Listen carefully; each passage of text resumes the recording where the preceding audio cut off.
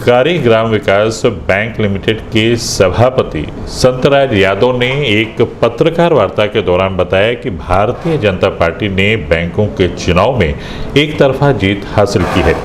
प्रबंध समिति के 14 सदस्यों का निर्विरोध चुनाव संपन्न हुआ है। प्रबंध समिति के सदस्यों द्वारा सर्वसम्मति से उन्हें सभापति और केपी मलिक को उपसभापति चुना गया है।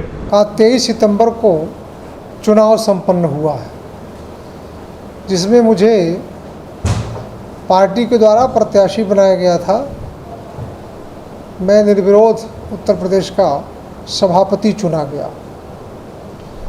उत्तर प्रदेश में कुल 323 शाखाएं इस बैंक की है, जिसमें 312 शाखाओं पर चुनाव हुआ है और उन 312 में से 14 डायरेक्टर चुने गए और 14 डायरेक्टरों में से एक सभापति और एक उप सभापति चुने गए। ये 23 सितंबर को संपन्न हुआ है। उत्तर प्रदेश सहकारी ग्राम विकास बैंक उत्तर प्रदेश के किसानों को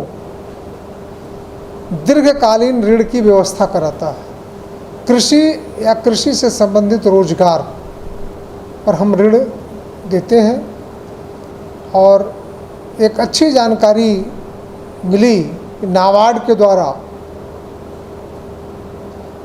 सामान्य वर्ग के लिए तो 13.5% ब्याज है, लेकिन नाबार्ड के द्वारा जो व्यवस्था की गई है उस व्यवस्था के अनुसार पिछड़े वर्ग के किसानों को 4 से 6% ब्याज पर ऋण दिया जाता है और अनुसूचित वर्ग के किसानों को 2% पर ऋण दिया जाता है।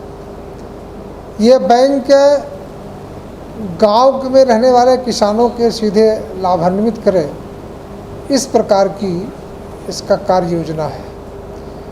आप सबको जानकर ये आश्चर्य होगा, विगत 24 वर्षों से लगातार एक परिवार का कब्जा इस बैंक पर रहा, लेकिन बैंक की स्थापना 1959 में हुई थी और 1959 के बाद आज तक किसी सभापति ने बैंक के अधिकारियों के साथ बैठ करके कोई बैंक के द्वारा चलाए जा रहे कार्यों की नहीं समीक्षा किया, नहीं इसके उत्थान की बातचीत किया।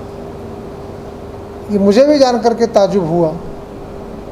तो मैं पिछले दिनों शुक्रवार को बैंक के अधिकारियों के साथ बैठा और उसकी विस्तृत समीक्षा किया और समीक्षा करने के बाद मेरी समझ में आया कि हमारे बैंक के अधिकारी, हमारे कर्मचारी या जो हमारे शाखा स्तर पर डेलीगेट चुने गए हैं, इन लोगों ने इस हमारे क्रियाकलाप को आगे बढ़ाने के लिए निचले स्तर पर कोई संपर्क नहीं किया, जिसके नाते किसान हमारी तरफ से उदासीन है, हमारे बारे में जानता ही नहीं है।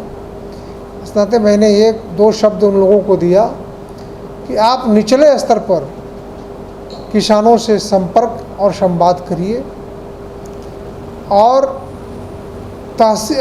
नया पंचायत स्तर पर किसान क्लब गठित करिए और किसान क्लब गठित करके हम अपने